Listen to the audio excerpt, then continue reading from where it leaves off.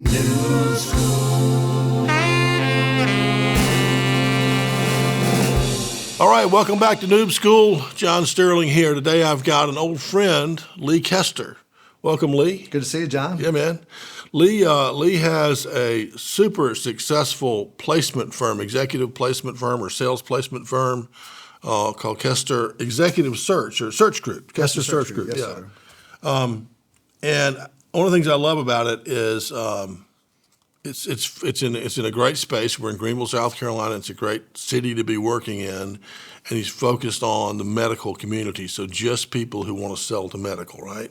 Yeah, so basically it's interesting. So we're headquartered in Greenville, but we work nationwide. So we've got clients all across the country, anywhere from venture capital-backed startups up to Fortune 500s, and we're helping them with sales and marketing roles and leadership roles for these, and they're all healthcare companies. They're selling some sort of product, service, or software to hospitals, doctors' offices, dental offices. Okay, great.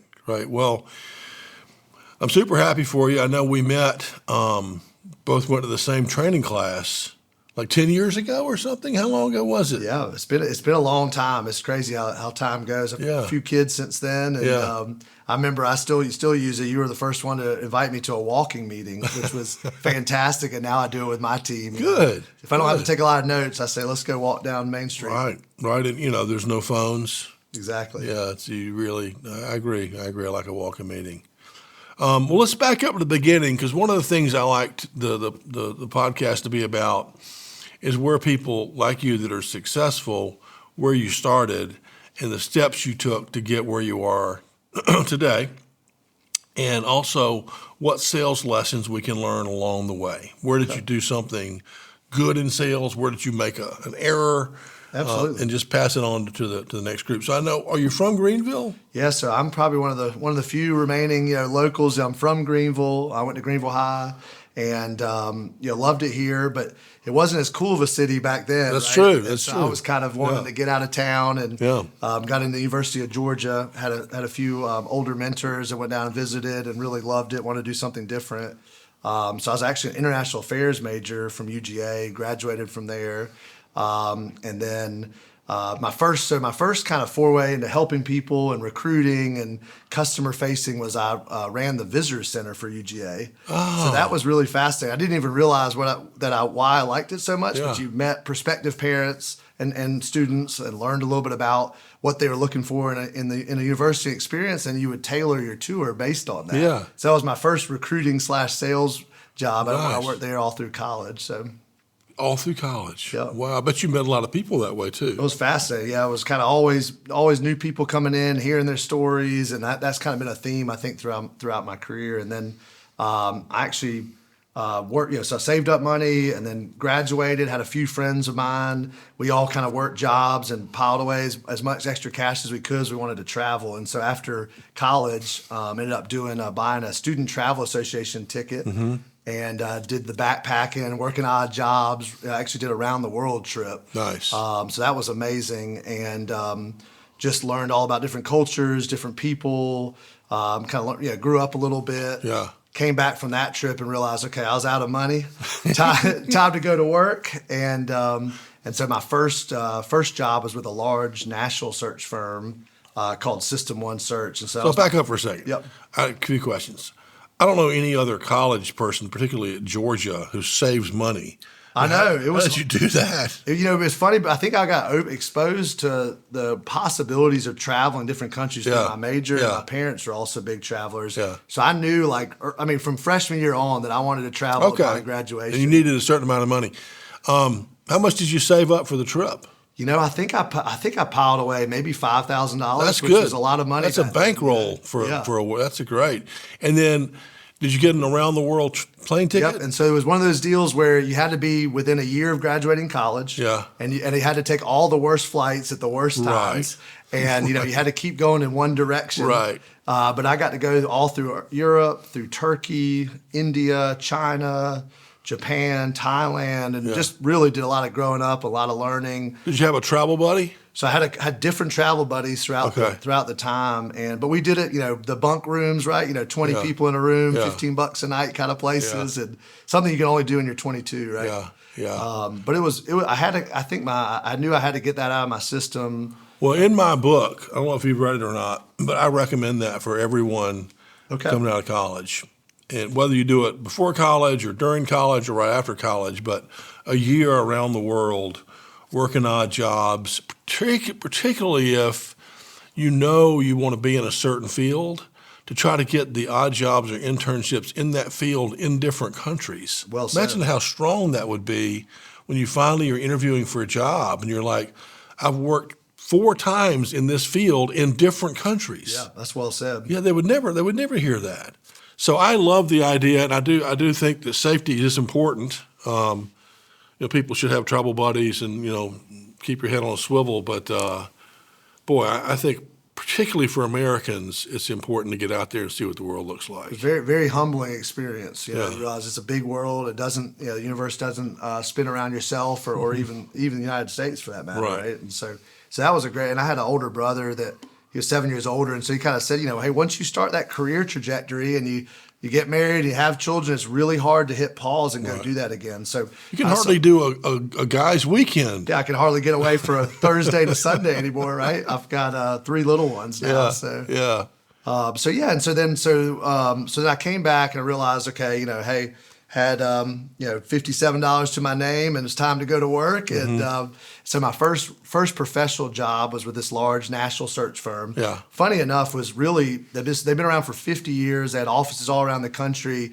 and they really were started when the whole idea of talent acquisition and recruiting was started. So I mean, we're talking mid 70s. Corporations couldn't find enough talent for the roles they needed, and so it was a great place to learn. Now, how did you decide to go to work for them? It was a great question. So I started interviewing everywhere, and I think something about the psychology of making the match between the client and the candidate and healthcare. I'm fascinated by healthcare. Yeah.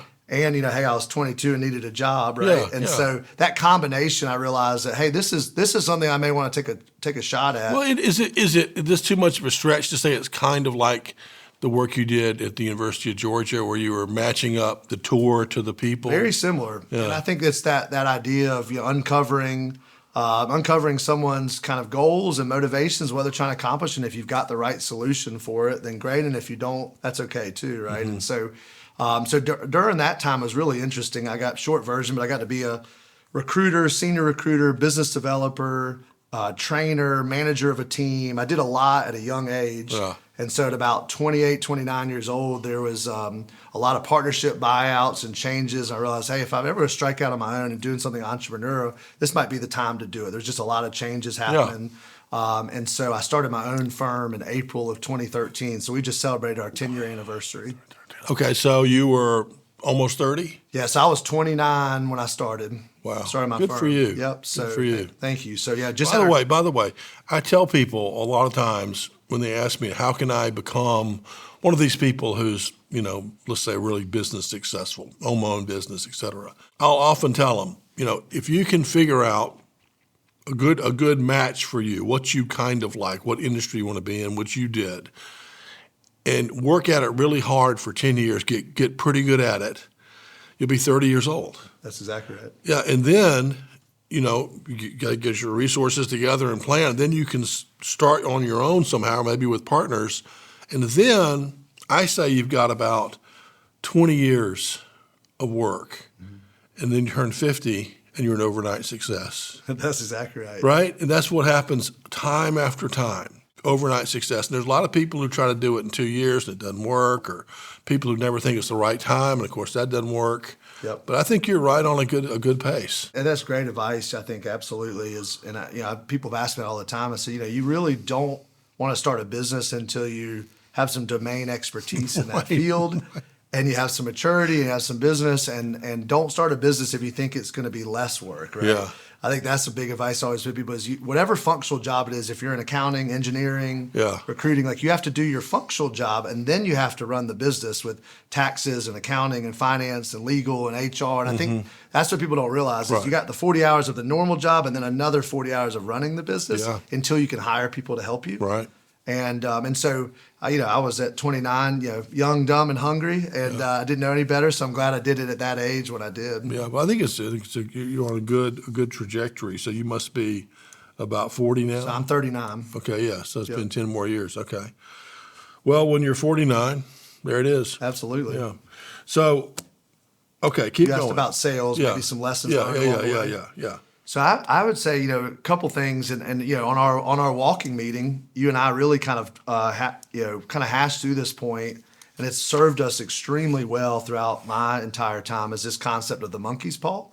And so in our business, we'll call it a retainer or an engagement fee, but some sort of upfront money to show a mutual accountability, and there's some skin in the game, and there's some good communication, and we found that to be a huge differentiator. When we run the numbers, couple years worth of data. I mean, we're talking, 93% success rate with a engagement fee or retainer, and maybe only 50% without. Yeah. So dramatic numbers, and it benefits for our business, but also the client. The client wants to hire us to meet a need, which is to find a quality person. So it's a win-win all around. So just backing up a second to make sure people understand what you're saying.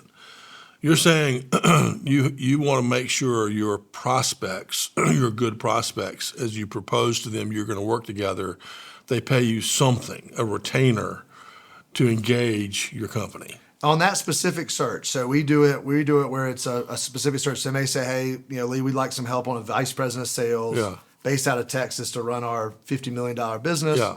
And we say, that'd be great. For that particular search, we need a third of the estimated fee up front. And then you're going to get our best attention and resources and engagement. And let's have good communication. Let's have a weekly cadence. And let's work this to fruition. And I'll say, I'll be the prospect. And if we don't find someone, do we get our money back? So what we say is we'll deliver, and this is unique to us. So the large retained firms will get the money no matter what happens. Yeah. But us being a little more of a boutique firm, we'd say, hey, John, we're going to have to deliver at least 3 candidates that you accept an interview to have earned that third. Okay. So that way you don't feel like, hey, we're just going to take your money. Yeah. And so that's a big thing. And I think that's been a huge thing. That, and then we call it an exclusive, meaning we're the only search firm assigned that particular assignment for a 30, 45-day period.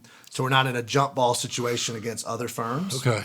That's been huge. And then it sounds crazy, but some companies try to hire a third-party executive search firm and don't let them talk to the hiring manager. They have to go straight through HR. Oh my gosh! And so we've realized, we've got to, if you're doing a VP of sales search and it reports to the CEO, you've got to talk to the CEO. Yeah. And so those 3 things I think have been huge for our business. Engagement fees, retainers. That's part of equal business stature, right? Is that we're not going to get pawned off on the HR guy. We're going to talk to the boss. And we'll work with HR. We'll play nice. We'll copy them in, and it's all part. It's great. Yeah. But we've also got to hear it directly from the hiring manager. So let's go into the monkey's paw a little bit, because that's one of the things you and I both learned when we were in that training together, and with our wonderful teacher Walker McKay. Yeah. Yep. Walker was still my favorite teacher. So long story short, I can't even make it short, but a monkey's paw goes back to the Navy, right? When they would have to throw those huge ropes off of a ship to put them on the cleats. Well, no one can hold those ropes. I mean, they're like a zillion pounds, and so they put a little tiny ball with a little string on it, and then the string gets bigger and bigger and bigger to a rope, and eventually it's a big old rope. So they throw the ball off, tie that on, and just slowly start to pull the rope. See, I didn't know that background. That's fascinating. My dad was an officer in the Navy, so I need to make that connection. They call it a monkey's paw or a monkey's fist, and so that's where it comes from. So the idea is you can't just take that rope and throw it off the side; it'll kill somebody. But you throw that little ball out there that's connected to the big rope. So in your case, instead of saying, "Hey, I need $100,000," I want our commission up front, and they're going to say, "Wait," and there's going to be a fight. You say, we want a small piece of it up front. That's right. We just want a partial commitment. Yep. So we're kind of in this together. That's correct. And, the guy will say, well, I don't want to pay anything. I'm like, well, Craigslist is available, sir. That's exactly right. I mean, it's free. You should just use that if you want. It's funny. I mean, we hear it all the time. We see it and we hear it from our clients. They'll post a job on Indeed or Career Builder or LinkedIn, and they may get 380, 400 applicants, and only a couple are worth an interview, right? So you're talking about 99.7% of the random applicants aren't worth interviewing, so they waste a lot of time. Waste a lot of time. Yeah. And you'd asked about maybe some things we've done wrong in sales over the years. Yeah. I think the couple things I've learned, if you want to stay as a more of a boutique, lean and mean, smaller firm, if you're not going the large corporate route, which we're still privately held, team of 14, so still kind of lean and mean, is we found that is not worked well if we've gone to work with too large of companies or too small of companies, and so you got issues on either side. So I kind of got. Excited about some really large brand names early in my career. Worked my tail off, and really those are took so much effort and resources and so little return because they're the big boys. And then on the flip side, sometimes we're not the right fit for maybe a company that's only doing $1 million in revenue. They're not ready to pay a search fee. They don't really have their commercial plan mapped out. So we've learned not to go too big or too small. So that's been a lesson learned as a small business. And I think the other thing is we had this, which I'd love to get your advice on this, but we hired a director of business development last year that didn't work out, and I'll take responsibility for that. I think what I missed, we interviewed him, great guy, did all the interviews well. But what we missed was he was really comfortable and really good at a short sales cycle. And we're in a complex, long professional services sales cycle, and that was the wrong match. So if that same person, if our business was a short sales cycle, I think he would have done fantastic. And so that's something that I think there's some things that would be very helpful for you that I've learned over the years is there's the hunter sales rep and the farmer sales rep, and then there's the long complex sales cycle and the short sales cycle. And if you you can have a great person, you put them in the wrong role, they're going to fail. Yeah, I agree. Totally agree. Right, that's the right seat on the bus. Right. Yep. What was that book? Good to Great. That was probably one of my favorite books. Favorite book. Yeah. It's one of my favorite business books. That's for sure. Yeah. What kind of personality profiling test do you recommend? It's a good question, and that we get that a lot. So for a long time there for sales, there was a company called Divine that everybody was using. I remember that, yeah. And I think they got bought by a private equity group and kind of put out of business. I'm not sure the whole story. There's a group here in town that we do some work with, Amplos, which is great, and they use the ProScan. So their test that's been pretty good. Outmatch is another company that does sales assessments. But I think there's different options if you're hiring a leader versus a sales professional. But everybody, I always say with the personality test or assessments, it's just another tool in the process. We recommend to our clients, don't let it be more than 15% of your decision making. Just another data point. Yeah. Do you ever recruit for people that are just coming out of college? Great question. So we don't, and the reason why is I think they, if they're going to pay us a fee, they want some previous experience. Okay. So we have a Kickstarter program at our firm that really is just to help people with their resumes, interview tips, LinkedIn profile, but for the new right out of school, I'd recommend it's their own network, and then it's a lot of the campus recruiting. Right, that's a good way when you're graduating, but. For Kester Search Group, really for our firm, we've got one division that's retained executive search for C-suite, GM, president, VP level, and that's a longer process. That might be a 60, 90-day process. And then we do a lot of just sales and marketing roles, commercial expansions. There may be a company that got FDA approval, is ready to launch a product, and they say, hey, Lee, we need 25 sales reps the next 90 days. And so because we have a bigger team, we can kind of handle those larger projects. So that's kind of our firm's niche. Unfortunately, there's not a lot of recruiters who do right out of college just because the companies can find them on their own. Yeah, they can find them on their own, but I've found in my coaching world that they don't as much as I would like them to. Yep. Very often, the easy way out is just that whatever comes in. That's right. Whatever comes in through the portal, through the internet, through whatever, Indeed, and I'm telling you, I generally would say I wouldn't hire one of them. Just without even seeing the resumes, I wouldn't hire them. Unless I know where they're coming from, or they know Lee, or something. That's interesting. So I have a crazy idea for you. But with all your success, you go buy yourself a medical distribution company. All right, hire the people out of college that are perfect fits. Yep. Train them up for a year or two. and then put their resumes out there to your recruiters. Right. And you just sell them out there. Right. I know. So you're kind of growing your own little field of people. I know. It's not a bad idea. There's just interesting school called Medical Sales College. If you've heard of that does a lot of that. It's fascinating. I love Greenville. I'm from Greenville. Love the city. But it's funny, we don't get a lot of Greenville searches because we're dealing with these larger national companies. Yeah. In the Southeast, we're getting a lot of the openings will be in Atlanta, Charlotte, Nashville, unfortunately. But I like it. I think there's a lot to be said for. I think there's a real gap in today's world of people willing to train, coach, mentor. Our model has been kind of catching people. Maybe it's their second job since college, and we really coach them and train them up. It's really quite interesting. The corporations, they want them plug and play. There's little to no training once they get there. It's a little They sad. want people that got the 5 years experience at Pfizer or whatever. Exactly. Yeah. You know Peter Barth? I know the name, but I don't know. So him. Peter had a company that did tech investments in Greenville a while back. He couldn't find enough coders. Interesting. Okay. And started a coding school. It became the biggest coding school in the world. That's amazing. So maybe your medical training school can do the same thing. I like it. Yeah. He was on the podcast recently. Okay. Okay. What about ChatGPT, Bard, any of those things affecting your business? It's been fascinating, right? I would say the intellectual curiosity just for myself playing around with it's been interesting. The piece I think is gonna happen that we've already seen a little bit is the ability for them for an internal. So sometimes our competitor is an internal recruiting team at a company, and so for them to be able to ask a system like that and populate a list of target companies in a similar field where before you needed the industry knowledge. So I think a lot of the sourcing side of like, who do we go after? Who's this pool of 100 candidates for the opening? Now, I still believe there's an art form in the engagement of the person, building relationships, understanding their career goals and career wounds. And so that piece is going to be hard to automate. But just the research side, I found what used to be, hey, I know this because I have 10 years in the field.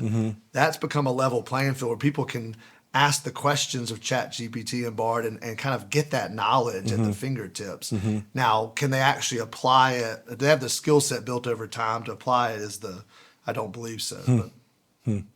Yeah, I'm finding it fascinating too. I'm having a good time with it.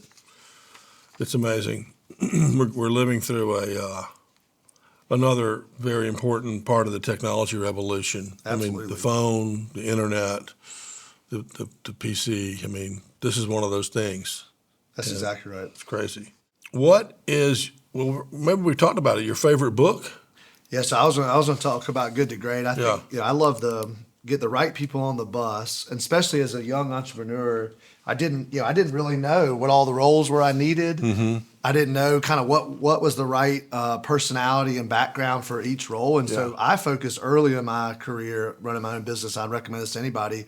I'm just going to try to find really good people, hardworking, high integrity, coachable people, and then we'll work together to figure out where to put them. And so that's got the right people on the bus, and then I figured out which seats to put them in, which is the Good to Great concept.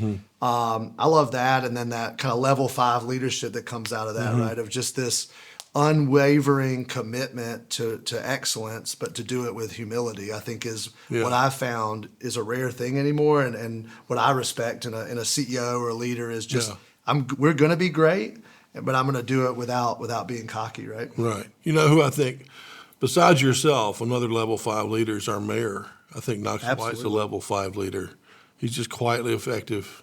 Oh, just for years and years, right? Year after year. And it's just, you look at how amazing our city is and all the businesses and all the thriving economic. I mean, when I was an 18-year-old, I had no plans on coming back to Greenville, right? It was a totally different city. Yeah, right. Get out. And now, I couldn't imagine, living anywhere else. Yeah, everyone's moving here. That's one of my favorite books, too. Yep. Love that book. What about favorite band?